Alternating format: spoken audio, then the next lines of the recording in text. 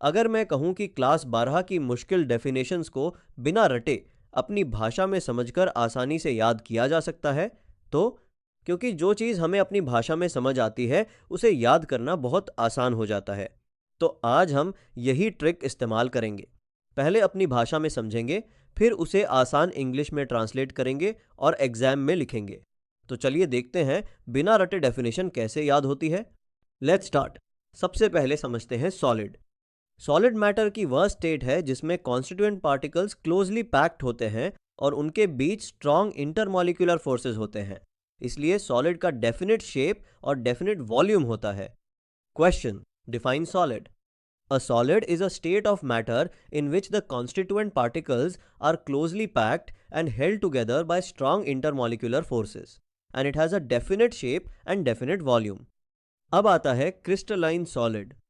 Crystalline solid वह solid है जिसमें कॉन्स्टिट्यूएंट पार्टिकल्स रेगुलरली अरेंज्ड होते हैं और उनमें लॉन्ग रेंज ऑर्डर होती है।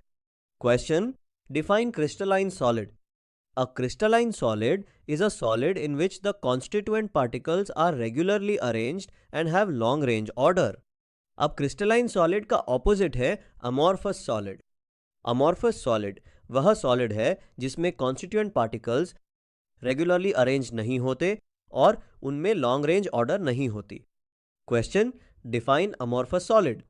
An amorphous solid is a solid in which the constituent particles are not regularly arranged and do not have long range order.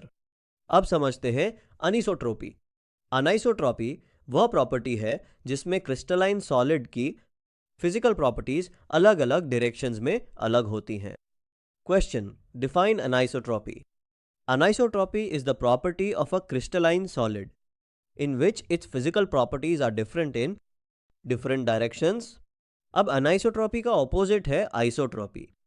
Isotropy वो property है जिसमें solid की फिजिकल प्रॉपर्टी सभी डायरेक्शंस में same होती हैं।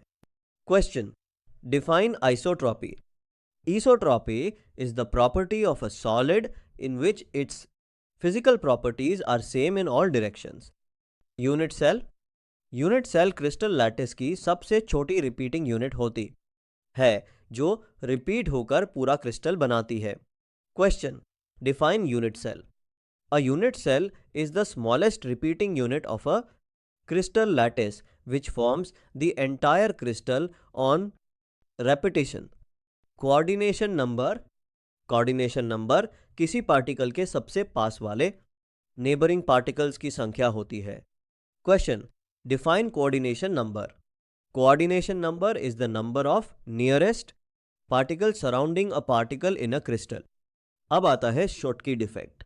इस डिफेक्ट में क्रिस्टल लैटिस से इक्वल नंबर ऑफ कैटायंस और एनायंस मिसिंग हो जाते हैं। Define Schottky defect. Schottky defect is a point defect in which equal numbers of cations and anions are missing from their normal lattice sites. Frankel defect. Frankel defect में एक ion अपनी normal lattice position छोड़कर interstitial site पर चला जाता है। Question, define Frenkel defect. Frenkel defect is a point defect in which an ion leaves its normal lattice site and occupies an interstitial site. That's all for today's definition. अगर यह definition आपको easy लगी हो तो video को like करें, share करें और चैनल को सब्सक्राइब करना ना भूलें। ऐसे ही क्लास 12 फिजिक्स की सभी एग्जाम रेडी डेफिनेशंस और हाउ टू रिमेंबर ट्रिक्स के लिए चैनल के साथ जुड़े रहिए। Thank you for watching. See you in the next video.